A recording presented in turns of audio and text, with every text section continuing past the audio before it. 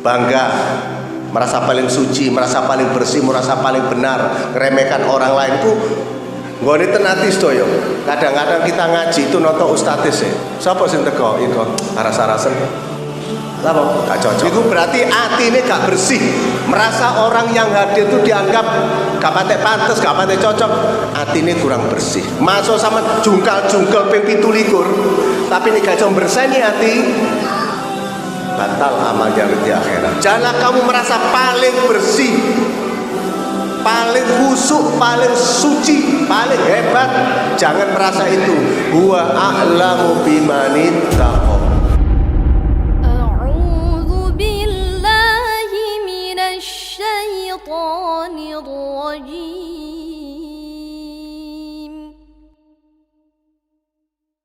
Bismillahirrahmanirrahim. Assalamualaikum warahmatullahi wabarakatuh.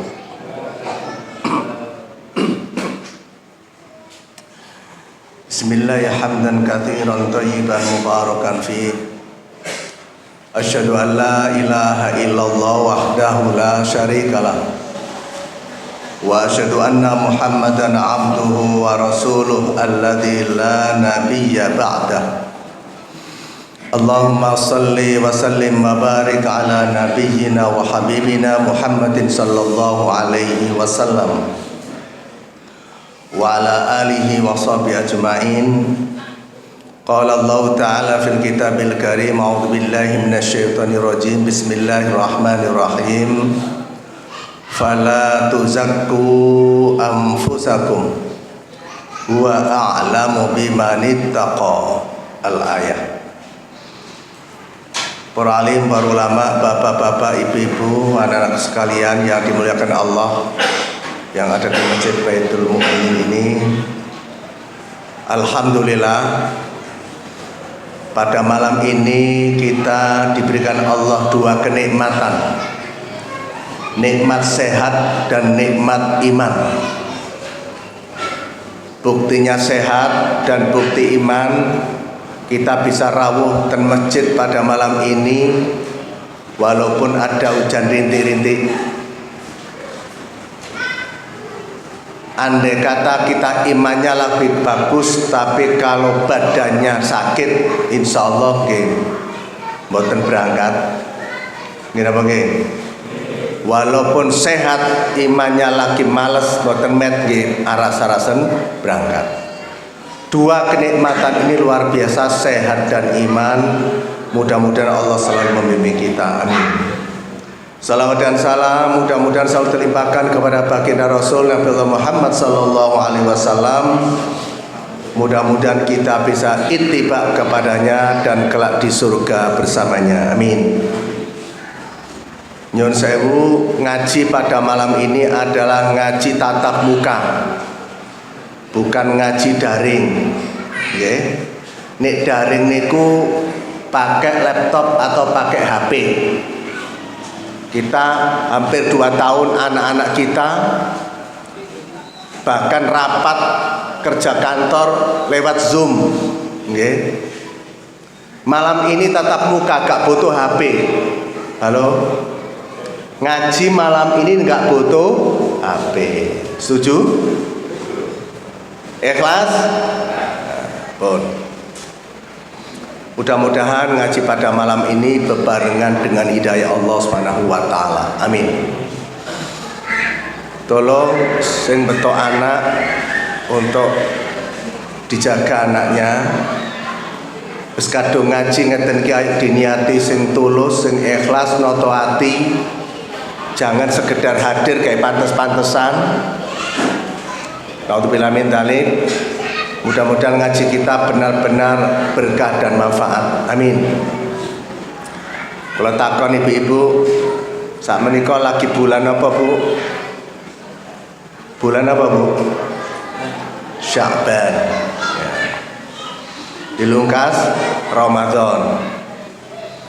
Maka saya ingin membacakan Nek istilah wong biyen niku arek pondok kitab kuning. Ya. Kitab Durratun Nasih halaman 208. Di sini ada qala ba'dul hukama. Sebagian ahli hukum, bukan hukum pidana, Pak. Hukum agama. Ya. Mengatakan inna rajaba lil istighfari minad dunubi wa sya'bana li islahil qalbi minal uyubi wa ramadana li tanwiril qulubi wa lailatul qadri taqarrubi ila Allah taala.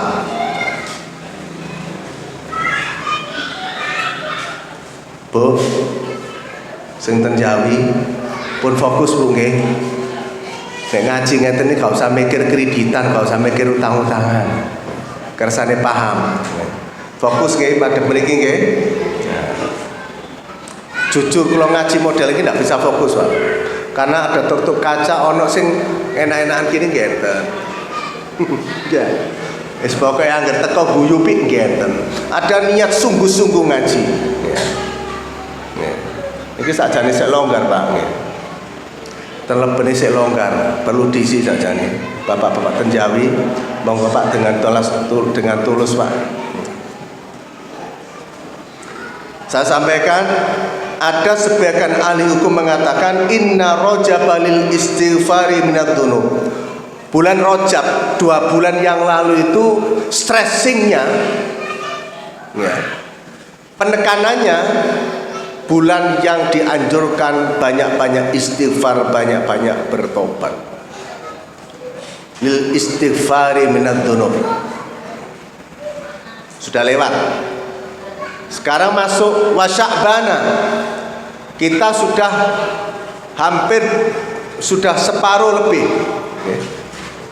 Bulan Sya'ban sudah di penghujung. Wasya'bana, adapun bulan Sya'ban li islahil qalbi minal uyub.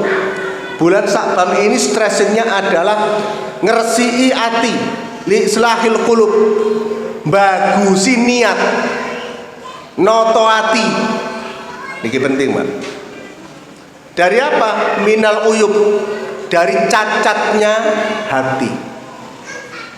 Sebab hati itu kata penyakit ya, Pak. Ya. Penyakitnya hati itu banyak. Dan ini merusak amal perbuatan.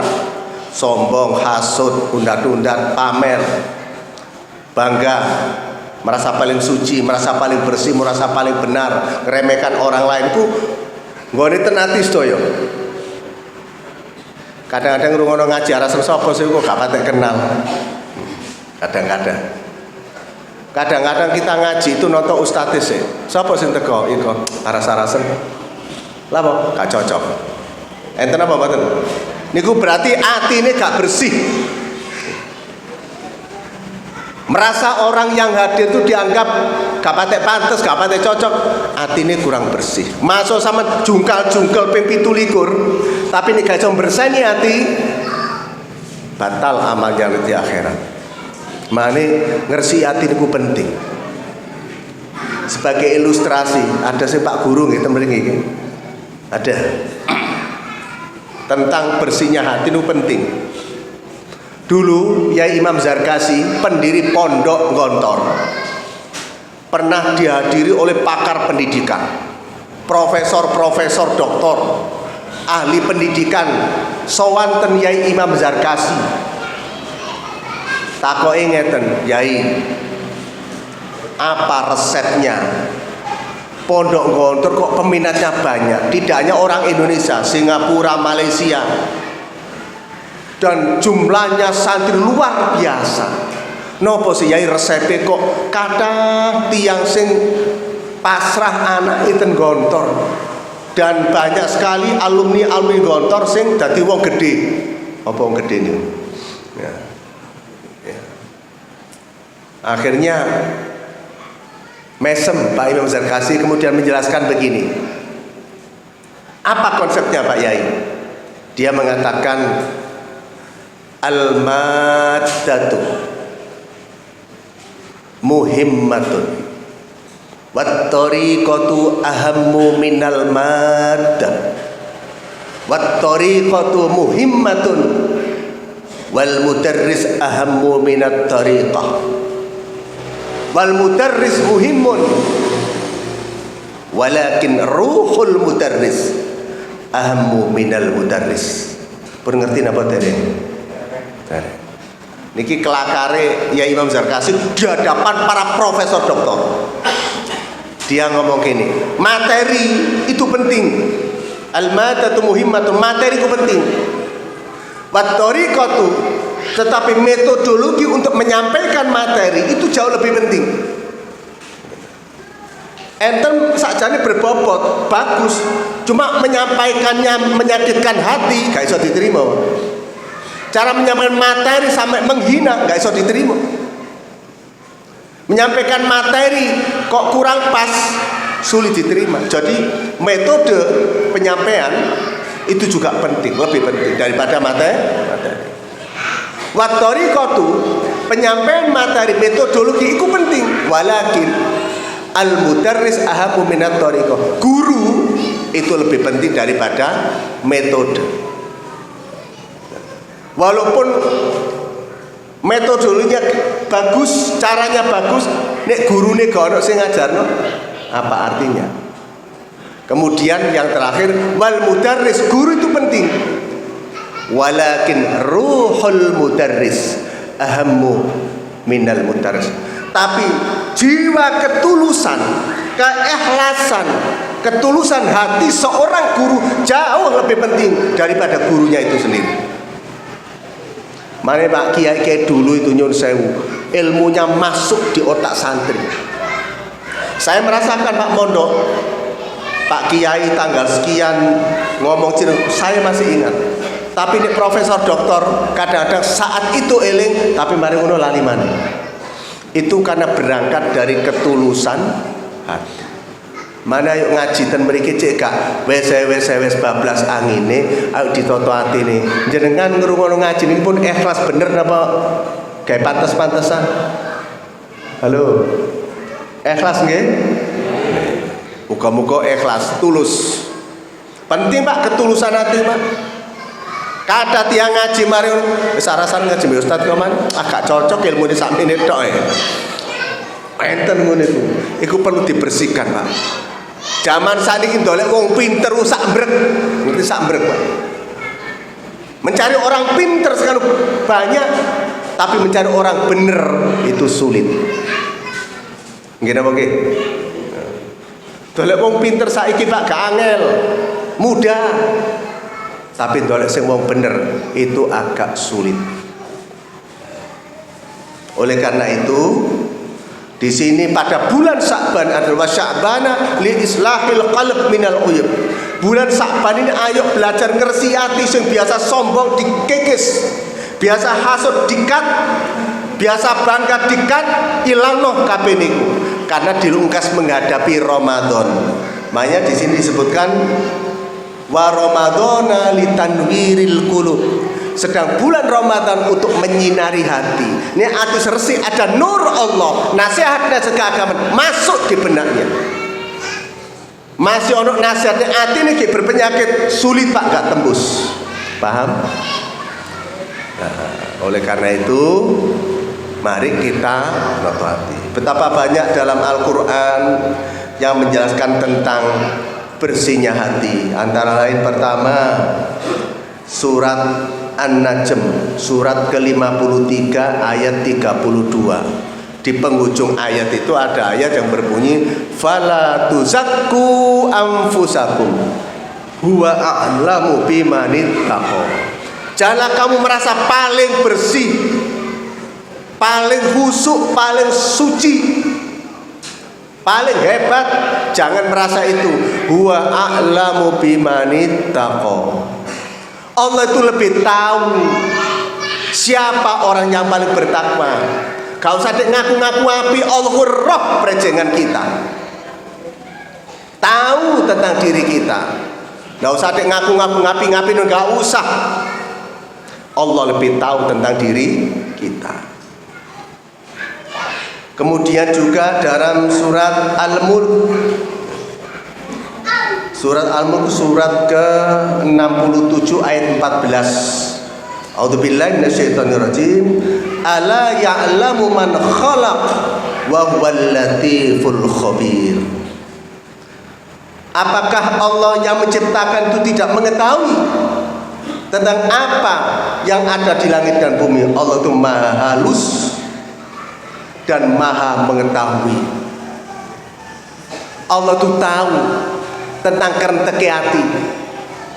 Misalnya ada ibu-ibu atau bapak-bapak malam ini detik sing ngrasani kula, Ustaz, gak usah dalu-dalu. Ceramah gak usah dawa-dawa. Halo. Andai kata jenengan ngerentek ngeten, Allah tahu. Bahkan Pak, nek di tanah suci Mekah, Medina, jenengan nek kerentek elek mesti kebales. Nek gak percaya budalo. Sarung kula ngedabrus pun banyak bukti wong naone Mekah Medina nang tanah haram kok ana kentek elek tembus Pak. Iku dening donya. Allah tahu tentang siapa kita. Kau usah sumpah demi Allah aku sapi mek penuh. Halah, kau usah demi Allah demi Allah. Allah paham betul. Bahkan dalam surat Luqman surat ke-31 ayat 16 Allah dawuh begini, ya bunayya, kata Luqman Hakim, hai anakku, innaha intaku misqala habbatin min khardalin fatakun fi sahratin aw fis samawati aw fil ardi ya'ti bihallah innallaha latifun khabir. Kata Luqman, hai anakku, andai kata ada perbuatan seorang hamba, perbuatan manusia sekecil biji sawi. Kalau dari nanti biji sawi ku sampai piro cilike kula men semrap. Niku saking cilike. Andai kata ada hamba Allah manusia berbuat melakukan perbuatan sekecil biji sawi, beramal, kemudian yang amal yang sekecil itu ditaruh di dalam batu, disimpan di dalam batu, aufis samawati, atau ditaruh di atas langit, aufil ardi, atau disimpan, dipendem di dalam bumi, ya'ti bihallah, Allah akan membalas perbuatan itu. Ini elek ya dibalas elek, apik dibalas apik. Sekecil apapun disembunyikan, disimpan di atas batu, atau di dalam batu, atau di atas langit, atau di dalam bumi, ya'ti bihallah, Allah tetap membalas. Sehingga kadang-kadang kita besok kecewa, loh aku tahu ini kok dibalas. Makanya di akhir ayat itu Allah mengatakan innallaha latifun khabirun. Sesungguhnya Allah maha lembut dan maha melihat. Melihat walaupun di dalam kerenteke. Para jamaah, ayat ini memberikan pelajaran. Nek kita sudah paham bahwa Allah tuh ngerti saoba saonteke ati kita, amal sekecil apapun, maka kita tidak usah perlu amal kepengin didelok wong. Rene akeh. Ndak usah. Langsung lebokno sakune lho, Allah paham. Allah lihat. Jangan membiasakan sok pamer kepengin dilihat wong seakan-akan kita itu orang ndak usah. Allah tahu.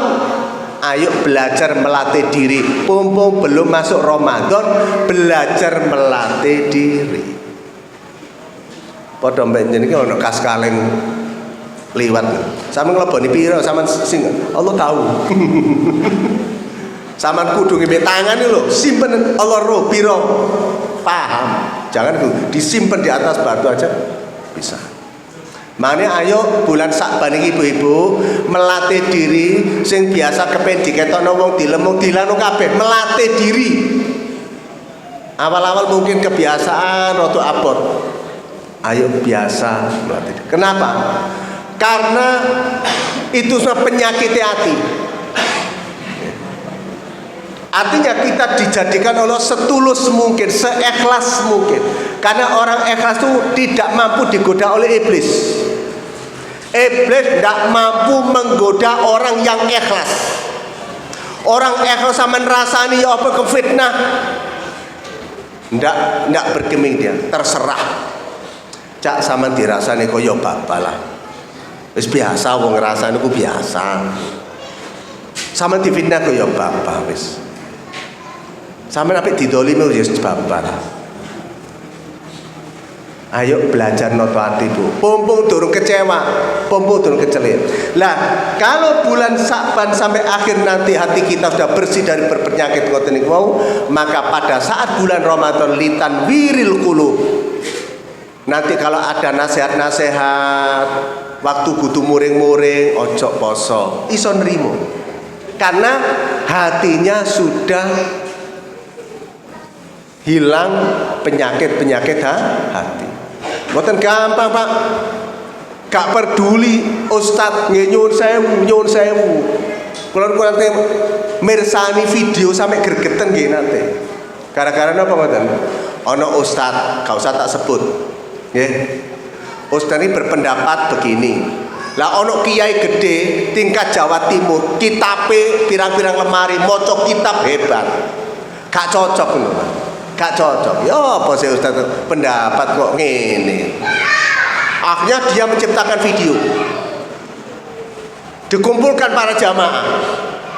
Apa kata-katanya? Kulo seiling, Pak, karena kiai tingkat bahkan tingkat nasional. Ngapunten kang kathah. Jamaah domongi, bapak-bapak, ibu-ibu, sama nek ngrungokno ustaz sing gak padha mbek golongane awak dhewe, ojo percaya, bujui. La ilaha illallah. Iki kiai gede kok iso ngomong kok atine nang ndi? Demi Allah ini kiai gede, Pak. Kitab masyaallah paham. Tapi kok mentolo gara-gara gak podo ambek ustaz sing ceramah, kok ngomong para jamaah ibu-ibu sampeyan ono ustaz ceramah sing duduk boloe dhewe, gak boloe dhewe ojo percaya mbujuki. Niki gak penyakitan gak iso ngene. Mestine bapak-bapak ibu jenengan menawi ngrungokno ustaz, jenengan kok mboten paham. Sudahlah dengarkan mawon ben oleh ganjaran, sampean takok kiai sing sampean anggap luwe mampu. Api berarti gak terkontaminasi dengan hawa nafsu. Lho ngono lho, Pak. Jadi ojo sok, Pak. Kiai masih terkenal lho, penyakit itu masih nyambut di sini, kadang metu sumbunge. Ngoten lho, Pak. Dari metu sumbunge iku ponakane iblis. Lho ngoten lho. Mane ojo sok, gak usah nyala-nyala nongko, gak usah. Bismillah nek menurut kula kok ngaten. Aman sudah. Sama tinggal Profesor Dr. Quraisy Shihab. Walaupun kadang kita memang berbeda dengan pendapat beliau. Coba hafal Quran, pengarang kitab tafsir, mantan Menteri Agama. Saya sering mengikuti beliau. Begini, ada ulama yang berpendapat begini, ada yang seperti ini. Mereka punya dalil. Seorang Profesor Dr. Quraisy Shihab, awak dewi insya Allah gak apa-apa nih, Pak. Tapi betapa tawaduknya di dalam mensikapi perbedaan. Niku ndelok ten ati mriki, Pak. Paham? Nah, manten Quran niku waqulu husna. Ngucapo kaulan sing apik. Nek ngomong sing. Nah, oleh karena itu sekali lagi ngapii ati, berseni ati, membuat tulus itu mboten gampang. Siapapun bisa, termasuk sing sedang ngedep mic nih, paham? Niki nek kapan terkontam iblis, bisikan iblis iso ngomong ngelokno bareng. Lah, para jamaah, kula kei beberapa contoh betapa kita ndak boleh meremehkan siapapun, ndak boleh kita remehkan. Nek gak percaya saya buka Pak ten Quran.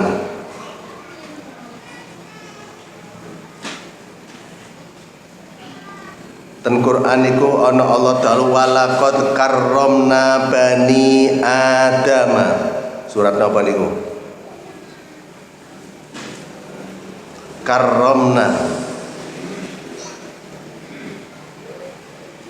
walaqad karramna bani Adam wa hamalnahum fil barri wal bahr wa razaqnahum minat thayyibat wa faddalnahum ala katsirin mimman khalaqna tafdila. Surat ke-17, surat Al-Isra ayat 70. Sampai tinggali walaqad karramna, dan sungguh kami muliakan. Kenapa di sini kok pakai karramna, ndak karramtu? Halo, ini guru agama, insya Allah ngerti. Sing teko pondok mesti ngerti. Kenapa kok pakai mutakallim ma'al ghair? Walaqad karramna, kok gak walaqad karramtu? Sungguh kami muliakan. Allah niku memuliakan hambanya Bani Adam niku dimuliakan ambek Gusti Allah kabeh, Pak. Mulai dari Amerika sampai Ameriki. Ya. Dimuliakan Allah kabeh apapun agama mereka. Walaqad karramna bani Adam wa hamalnahum fil barri wal bahr. Aku fasilitasi mereka di daratan dan di lautan. Loh, kaya apa dimulyakno Gusti Allah kabeh. Ngoten lho. Padahal sing gawe sing ngekeki nikmat fasilitas kabeh Gusti Allah. Tapi Allah muliakan. Dadak ana hambae ngenyekan. Wong Gusti Allah gak ngenyek hambae kok. Dadak sampean ngenyekan. Enten apa mboten? Halo? Nggak ada dasar sama ngenyek uang, nggak ada dasar, Pak. Gak setuju sudah, kata Pak diilingno. Pun, saya kasih beberapa contoh betapa kita nggak boleh meremehkan siapapun, apalagi merasa paling itu adalah ucapane iblis. Ada kisah terkini misalnya. Nyun sewu, kisah-kisah masa kini maksud saya. Ono wong lanang, enten Pak nyun sewu di Surabaya niku enten seorang tentara koramil jemput istrinya guru. Kebetulan satu sekolah dengan saya istrinya itu. Ngapunten, gak usah tak sebut. Ketemu orang para guru laki-laki baik-baik. Assalamualaikum Ustaz, salam, masya Allah Ustaz, dokter dikabari, masya Allah saya. Nah ambek uangku apui, Bu. Seorang suaminya ambek uang apui alus. Terus pundi Ustaz kabari, alhamdulillah, masya Allah. Nih ambek uang akeh alus, tapi nih mbek bojone Pak kerenge Pak. Halo, Bu. Nambah uang api, tapi dengan anak dan istrinya. Istrinya pernah cerita ke saya, ya Allah Pak Tain, kalau nu kadang mboten kuat untuk bapak ini, kereng ini, nek kadung gak kuat anu, kelompen Pak, disawat nonton gone bathuk ngeten. Padahal nek nang orang lain, wah masuk Pak, alhamdulillah ya Allah, halus. Tapi nek bojo kerenge pol enten apa mboten? Enten Pak, saking wonge gak teko, alhamdulillah. Sampai nek bojone ku sing wedok ngejak rembukan lare maca selawat dhisik. Saking wedine mbek sing lanang. Jere anake, "Sampun ndonga apa, Bu?" "Iki lho nek apik rembukan mbek bapakmu. Bapakmu nek ibu ngomong kelisuk titik ketiru masuk nak langsung wet, ibuku wedina, bapakmu ku keras." Masya Allah. Sampai bojone ku ngenes tambah kuru. Sebaliknya enten wong wedok seorang istri nek ambek wong liya wapuwi nggih loman kene tak bayari yuk anu sampeyan Ustaz gak apa-apa apik pol ambek wong tapi mbek sing lanang mbok ayo macem-macem minggat mbok kerengi pol sampe bojone ku goblok dadak kakean disentak sing wedok enten apa mboten Bu? Jangan merasa sok koyok yo Masya Allah. Saya kasih contoh masa lalu. Dulu Pak, insya Allah kalau nggak salah di zaman Raja Harun Ar-Rasyid, ada seorang alim kiai niku punya istri nyun sewu istrinya ini pada suatu saat Kiai ini sudah ketika keluar rumah, ya keluar rumah, mau ngaji mau apa, begitu pulang, dadak bojone Pak Yai ini loh selingkuh. Halo, ngerti selingkuh bu? Memasukkan orang laki-laki lain berbuat mesum di dalam kamar. Begitu Kiai ini datang, cocok kok gak ada yang buka di kamar istrinya berbuat mesum. Begitu melihatnya kemudian setengah nggak sadar, astagfirullah. Di benaknya itu enggak apa ya, kaget gitu Pak. Loh istriku kok begini? Padahal istrinya tuh enggak ada tanda-tanda apa nggih? Tanda-tanda sok meceng, sok nek ngomong mbek orang, enggak ada sama sekali. Istrinya ini kelihatannya bagus, pendiam, nggak mencurigakan. Sebab kan ada manggil wong wedok sing nyuwun sewu ambek wolane cak salaman terus nek kapan gawe WA ya halo semacam. Kadang ono sing itu kayak ya curiga ya pantes. Ini ndak, istrinya ini pendiam ambek suami yo apik, lho dadak kok selingkuh. Saking gak kuat nyuwun sewu si suami yang Kiai ini meninggalkan rumah, panik Pak. Melaku niku wis gak karuan. Ya Allah, astagfirullahaladzim, Gusti paringi sabar ya Allah. Kacau pikiran ini. Karena tidak terduga istri yang diam itu kok melakukan perbuatan seperti itu. Akhirnya aku nyuwun sewu, dia melakukan aku di dekat kerajaan Harun ar-Rasyid kok rame sekali di kerajaan itu. Akhirnya dia melihat pada saat akan menuju kerajaan itu ono wong lanang surbanan. Nyun sewu Mbak, saya lepas dari syuting ini ya. Boleh ya saya keluar sebentar ya. Jalannya itu begini Pak, nyun sewu. Cara berjalan yang laki-laki bersurban begini.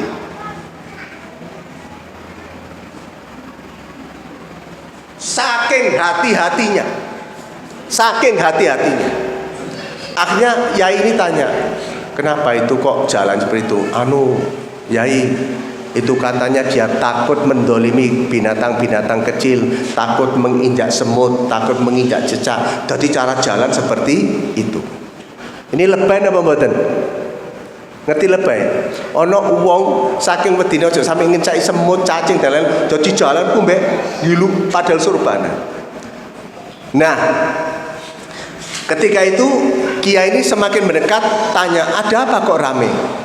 Pak Yai, ada ini mahkota kerajaan sedang dicuri di kerajaan ini. Akhirnya Harun ar-Rasyid memberikan sandiwara apa istilahnya? Sayembara. Kok sandiwara? Saudara-saudara, siapa yang bisa menemukan pencuri mahkota ini akan diberikan hadiah sekian. Akhirnya si Kiai sing didolimi oleh istrinya tadi langsung menuduh si orang yang serbanan yang jalannya lebay itu. Kami sanggup menemukan ini orangnya. Itu dipegang. Ajak ke sini kata Harun ar-Rasyid. Akhirnya kata Harun ar-Rasyid, Pak Yai, mana saksinya sampean kalau orang ini yang mencuri? Saya tidak butuh saksi, tapi saya sumpah. Biasanya dalam Islam kalau menuduh orang tanpa saksi harus berani bersumpah. Akhirnya karena tidak ada saksi, si orang yang jalannya lebay yang aneh tadi ditanya oleh Kiai, kamu harus bersumpah. Kalau kamu bohong, dunia akhirat kamu akan celaka, akan terhina. Kamu berani sumpah enggak bahwa kamu yang mencuri enggak? Iya Pak Yai, saya mencuri. Subhanallah. Akhirnya dipegang pencuri itu. Kenapa kok dia berani? Kok berani? Jadi kesimpulan Yai di samping karena sudah terdolimi istri, dia kayak ada ada karung karena kesabarannya dan alimah itu kayak metu karomai gitu loh ya. Satu. Yang kedua, dia mengatakan orang ini aneh-aneh, itu menutupi cacat. Gitu loh. Halo, bisa jadi orang yang lebih itu menutupi cacatnya. Koyo api-api menutupi korupsi ini, menutupi ngentiti koyo kono apa, padahal dia berbuat. Makanya gak usah sok suci, gak usah sok suci. Ada kisah lain. Jam berapa ya? Masih 25 menit ya. Ada kisah lain. Bu, halo, ngantuk mboten Bu? Lo lanjut nggih. Enten cerita.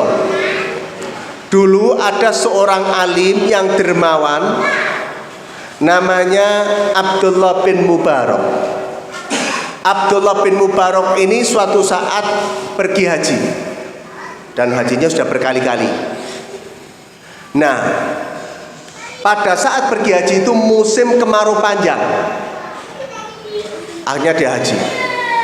Setelah pergi haji sudah selesai, dia akan pulang. Pada saat akan pulang itu, karena kemarau panjang, kok ada ratusan penduduk Arab itu yang melakukan sholat istisqa.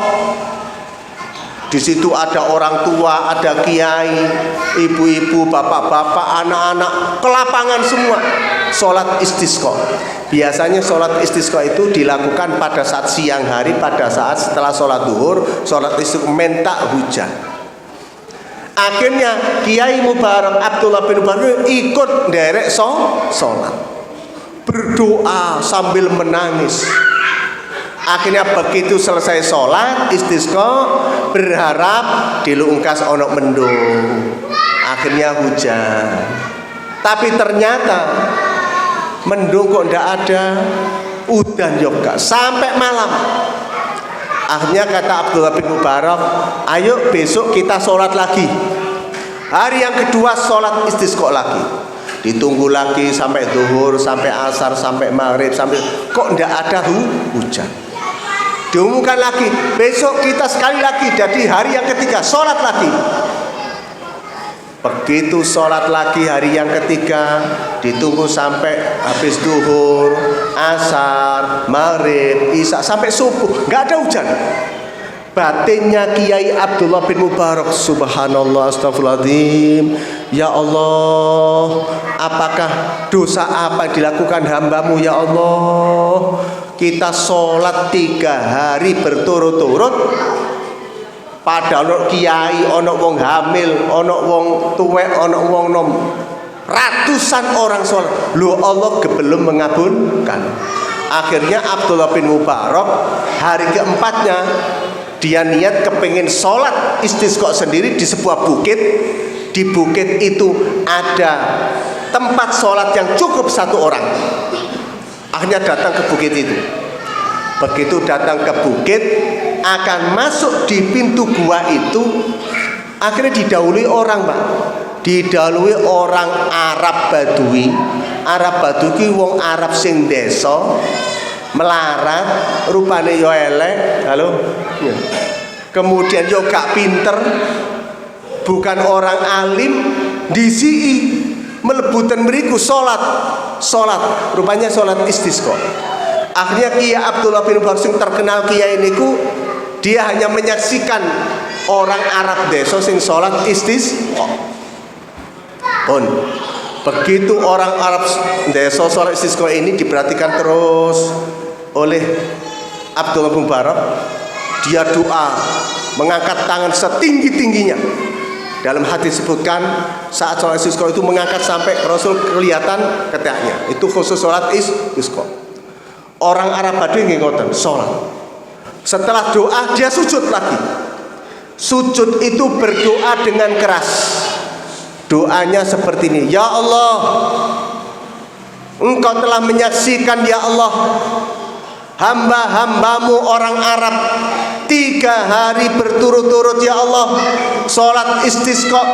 Mereka adalah hambamu, ada seorang tua, ada orang hamil, ada anak-anak. Mereka itu hamba-Mu ya Allah. Kenapa Engkau tidak ngijabahi ya Allah? Mereka ada juga kiai ya Allah, sholat 3 hari berturut-turut Engkau belum mengabulkan untuk minta hujan. Apa salah mereka ya Allah? Di mana sifat Rahman Rahim-Mu ya Allah? Duh Gusti, kepala saya tidak akan aku angkat dari sujud ini sampai Engkau menurunkan air hujan ya Allah. Saya ulangi, bacaan terakhir orang Arab Badui ini, ya Rabb, kepala saya tidak aku angkat dari sujud, aku akan sujud terus sampai Engkau mau menurunkan air hujan. Sayangi hamba-Mu ya Allah, rahmati mereka ya Allah. Engkau yang menciptakan dan Engkau yang harusnya mengasihi. Subhanallah, gara-gara diprotes wong desa niku moro-moro mendung bet-bet udan deres. Sing jenenge Kiai Abdul Bubar ku geleng-geleng, gak ono wong ki gak potongan wong kiai, potongane wong desa, ya duduk wong alim. Lah kok dongane ki cek jose, wong ijen donga iso udan, iki kiai-kiai tok donga ratusan orang gak dikai udan. Napa maknane? Ojo sok ngenyek wong. Abdullah bin Mubarak wong alim lho, biasa ndonga. Iku waktu itu gak dikabulkan. Ono wong desa dikabulkan oleh Allah. Napa maknane? Ojo melihat siapa orang itu. Mungkin dia adalah kekasih Gusti Allah. Paham Bapak Ibu? Paham? Mana balik malih. Ayo pandai-pandai ngersii ati. Ibu-ibu yang berbahagia, bapak-bapak, sebelum saya lanjutkan, tetaplah bersama kami setelah yang satu ini.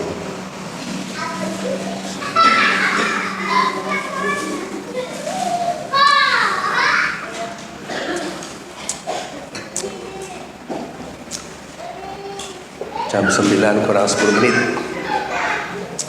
Gimana, bisa dilanjut? Satu lagi? Panggil? Saya harap kisah-kisah niku wau ayo dicerdasi, diamati betapa sulitnya noto ati, ojo gampang ngeremeno orang lain. Nek jere Supali, Pak. Ro Supali paham ya? Almarhum mek Trubus. Masuk pelawak nu ternyata omongane yo ono api. Ngomong nang Trubus ngeten, "Bus Trubus. Kon tak kandhani ya. Sak goblok-gobloke uang senajan titik ji ono pintere, lan sak pinter-pintere uang senajan titik ji ono gobloke, sak apik-apik uang senajan titik ji ono eleke, sak elek-eleke uang senajan titik ji ono apike." Setuju? Iku kola Supali. Nah, saya kasih contoh lagi betapa kita tidak boleh meremehkan siapapun. Suatu hari Rasulullah tawaf niku ten pundi? Bu, ten Ka'bah. Nek tawaf nang pasar, tawaf nang mall, iku golek ganjaran.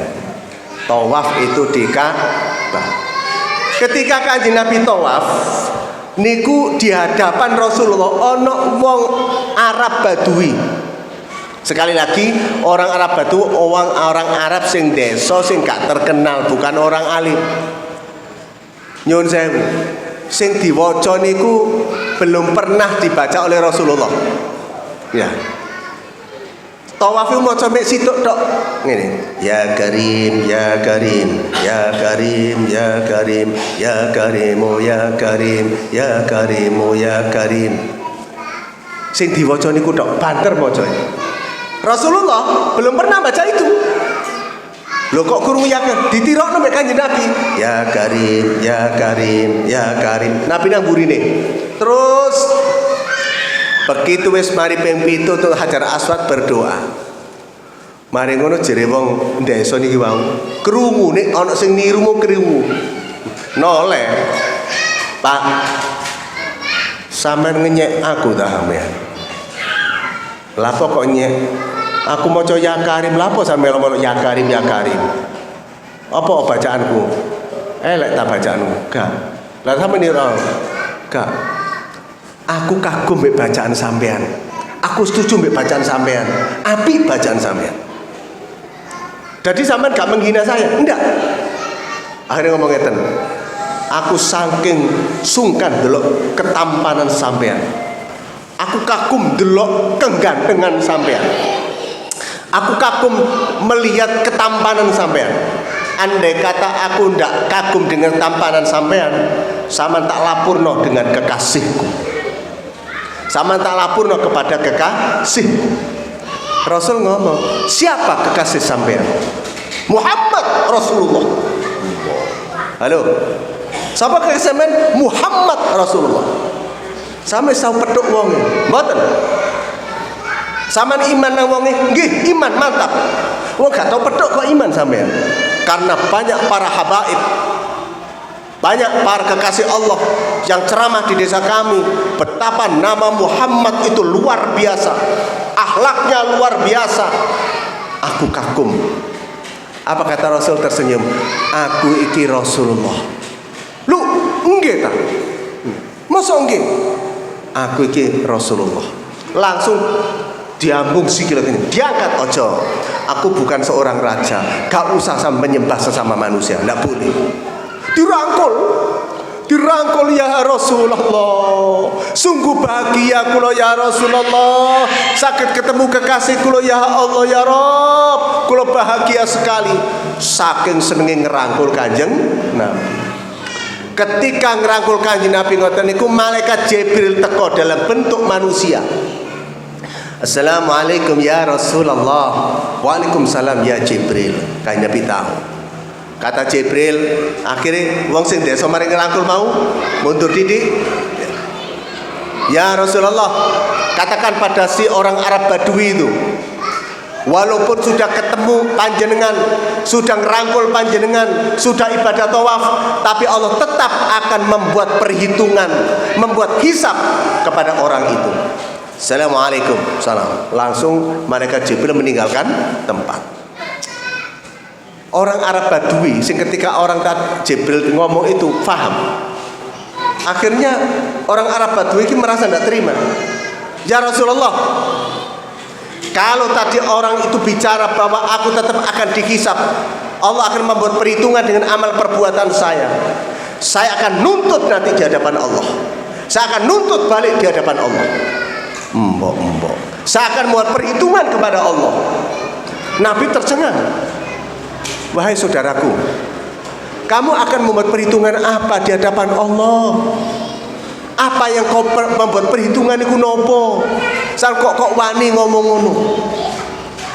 Apa kata orang Arab itu? Ya Rasulullah, saya tahu Allah Maha Ghafar, Allah Maha Pengampun, Allah Maha Rahman, Allah Al-Ghaniyyu Maha Kaya, Allah Maha Loman. Nanti kalau saya dituntut, hai orang Arab Badui, kalau aku dituntut karena kebakilan saya akan nuntut, ya Allah, Engkau Maha Dermawan ya Allah. Di mana kedermawananmu detik ini ya Allah? Kalau aku dituntut karena kemaksiatan, ya Allah, Engkau Al-Ghafar, Engkau Maha Pengampun. Kalau detik Engkau siksa aku, di mana sifat Ghafarmu ya Allah? Di mana kasih sayangmu ya Allah? Ngoten niku diplomasi sing ngoten niku dinilai bagus oleh Rasul. Sampai Kanjeng Nabi nangis guguk-guguk. Nangis iku napa? Tibake wong iki tak pikir-pikir bener. Ngono lho Kanjeng Nabi niki. Tibake wong Arab iki wong desa iki tak pikir-pikir yo bener. Nangis. Sampai jenggote niku teles. Nggih, sampai jenggote teles, bahkan netes di tanah. Ketika Nabi nangis ngoten niku, aras niku goncang. Aras niku goncang. Para malaikat sing baca puji-pujian menjadi kacau karena tangisan Rasulullah di depan Ka'bah. Jadi Kanjeng Nabi nangis, aras goncang. Ono suami nangis nanggone dengkule sing wedok, aras gak goncang blas. Apa ketika itu? Begitu aras goncang, Jibril memberitahu. Kata Allah, Jibril, orang itu akan aku ampuni. Bilang kepada mereka. Jibril turun lagi. Assalamualaikum ya Rasulullah. Ya Rasul, hentikan tangisanmu ya Rasulullah, hentikan. Karena engkau menangis ars jadi goncang. Dan beritahukan kepada hamba, pada orang Arab itu ini, Allah sudah mengampuni dia. Allah tidak akan menghisap dia. Dia akan masuk surga bersama panjenengan. Assalamualaikum. Salam. Masya Allah, tambah rangkulan. Apa artinya? Kanjeng Nabi ini godangnya ilmu. Ono wong desa maca ya karim sing di belum dari kanjeng Nabi lho, dikagumi oleh Rasulullah. Iku kanjeng Nabi. Mane sampean, halo kan mau nak ping piro lek kau iso ngomong ngono mau nak ping piro, kau usah ojo sok nyanu, kau usah. Halo, belajar noto hati. Paham nggih? Ayo membiasakan ketawaduan kita. Banyak Pak kiai-kiai sing sik tawadhu, walaupun ada sing nom-nom wis nuting-nuting jano ae wis. Kita menata hati. Dilungkas Ramadan, tata hati kita. Nanti Ramadan kita masuk Ramadan litanwiril qulub. Dengan bersihnya hati itu, nur Allah nanti gampang masuk di hati kita. Diajak sedekah seneng, diajak islah karo musuh seneng, diajak ngene seneng. Itu nggone ten ati, Pak. Wong nek satine Nabi Pak masuk di hadapan musuh, dia tidak akan pernah mengancam dendam. Karena hatine wis bersih. Allah saja dosa sak pira kepada manusia disepuro mek Gusti Allah. Awak dia kadang-kadang dendam. Naudzubillah min dzalik. Ayo kita bersihkan hati ini. Nek atine resik tidak akan ada dendam. Tidak ada akan kesombongan, tidak ada iri. Itu penyakit kabeh. Monggo bulan Sa'ban kita bersihkan itu sehingga masuk pada bulan Ramadan litanwiril qulub. Untuk sinar Allah, nur Allah masuk di hati kita sehingga kita menjadi orang-orang yang selalu dalam lindungan Allah Subhanahu wa taala. Makanya ada bacaan doa begini, Allahumma ja'alni fi qalbi nuran wa fi lisani nuran wa basari nuran wa sam'i nuran wa amami nuran wa khalfi nuran wa an yamini nuran wa an shimali nuran wa fawqi nuran wa tahti nuran waj'alni nuran.